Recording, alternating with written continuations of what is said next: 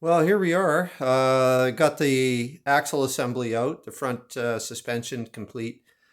There's 10 bolts that hold the whole unit to the frame. I'll just point that out. There's, let's see here. There's two here, one on each tab on each side. And then there's a through bolt in the frame that goes, let's see, where is that guy? Yeah, it goes through here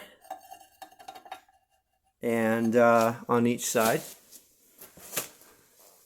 And then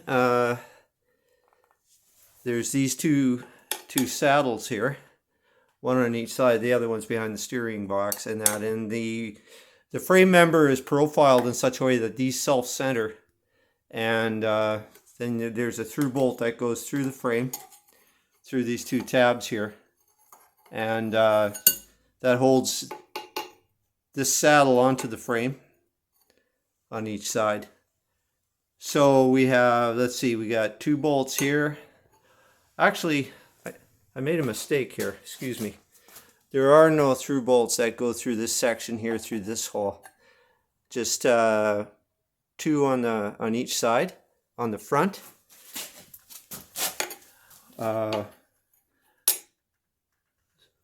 One through bolt here on each side, and then the anti-sway bar tabs bolt to the frame at the back.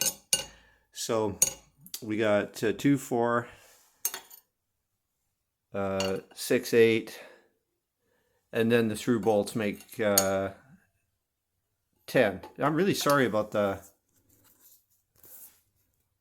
shaking, guys. The tablet that I'm using here is really unwieldy to hold with one hand and then try and point anything out. And there's the hardware there, which I'll be putting in a bag pretty quick. And so here's what we have now. I got the two engine mounts to pull off, one here and one there. Tomorrow I'll do that. And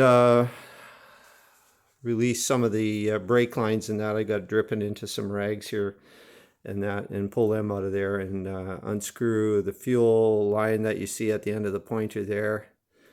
And then I get inside. I'll just in the engine compartment, I'll pull the data plate off for now, and the tune-up starting solenoid right here fits right in this tin gripper here, and start wire wheeling the whole shebang, clean everything up.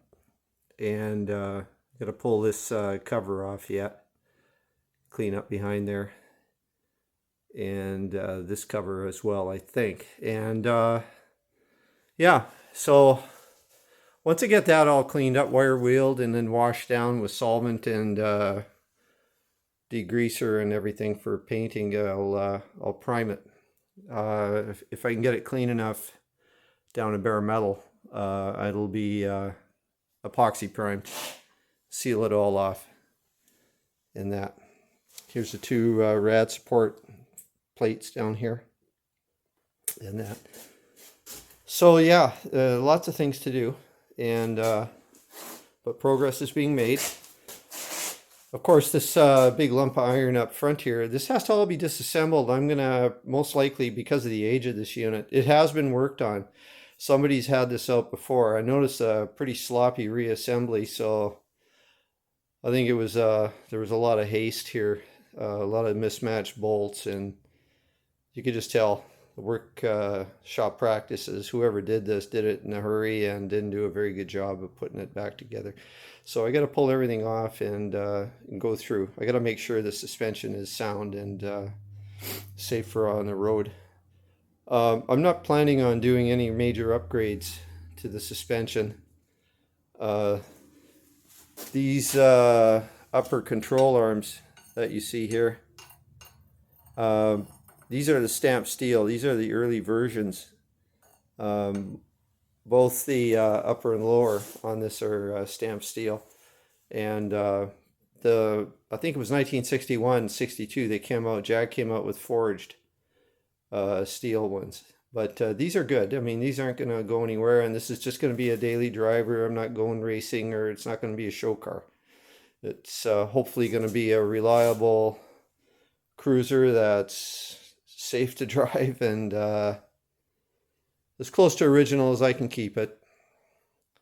But where possible, I'll put new parts in, and if anything is basically sound and safe to use, then I'll be keeping these parts that might be here.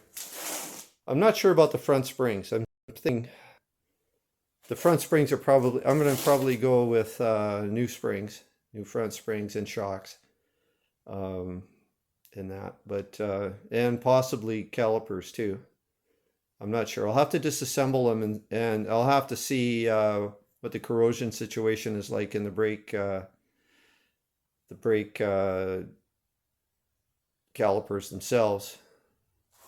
Of course, this has 4 calipers. The rear axle yonder down there, that's this is a 4-wheel disc brake car, and this came out with Girling disc brakes originally, I believe.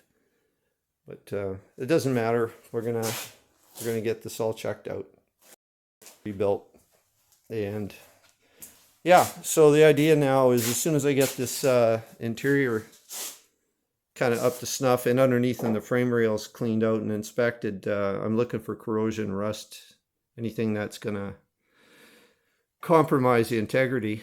But actually, all things considered, I'm not expecting too much in the way of problems. There's some minor issues, very minor, with corrosion and that. And here, like, I'll give you an example. Where is it? Yeah, right here. There's a perforation right there, and I suspect that is battery acid did that. So that's, I'm gonna fix that. And there's a few other minor issues like that around, but that's not too bad considering what this poor car has been through in its life. So yeah, I'm hoping the next time you see this, it's in primer and looking a heck of a lot better. I think still have to decide what color the car is going to be, but the engine compartment will be primered, and the idea from the factory, Jaguar painted the, as I understand, painted the engine compartment the same color as body color. So depending on what we choose, Amber and I, for body color, will determine what color this ends up being. So there you go. That's it for now. I think I'll sign off. This is getting a bit long-winded, so adios for now. Take care. Well, good morning. This is Gary's Garage Chaos with another epic version, episode 2. All of these videos are related to this car you see, which is a Jaguar Mark II saloon. And that's what the car in the garage that you're about to see up on stands looked like when it was made, when it was built. This is a 1960 Jaguar Mark II.